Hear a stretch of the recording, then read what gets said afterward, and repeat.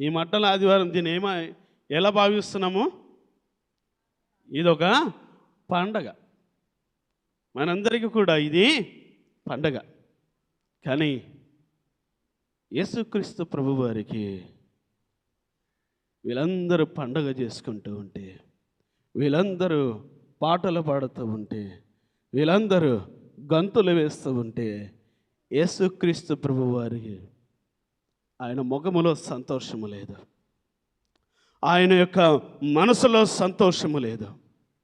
ఆయన ప్రియులారా గమనించండి, ఆలోచనలో సంతోషము లేదు. ఎందుకో తెలుసా?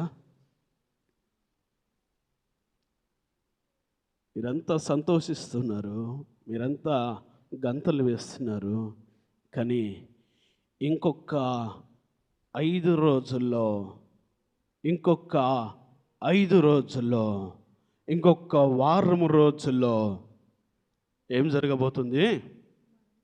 ఏమి జరగబోతుంది?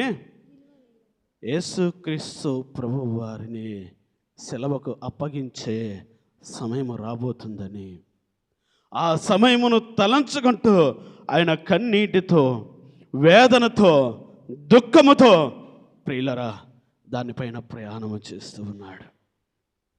గమనించండి, మానవులకు అది మంచి అయినా చెడు అయినా ఒక పండగే.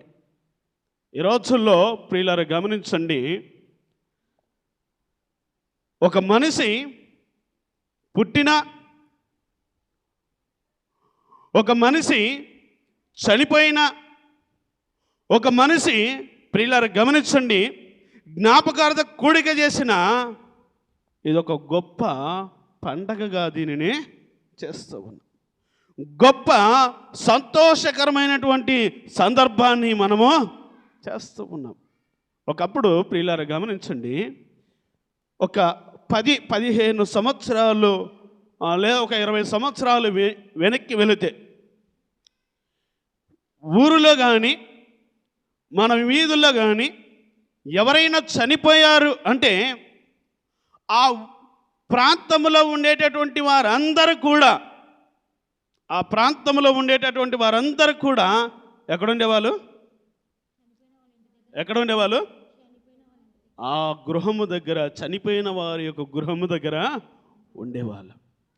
అక్కడ ఉండి ప్రియులారా గమనించండి, ఏడ్చే వాళ్ళతో ఏడ్చేవారు, మాట్లాడేవారితో మాట్లాడుతూ ఉండేవారు. వారి యొక్క బాధలను వ్యక్తపరుస్తూ ఉంటే అవి వింటూ వారికి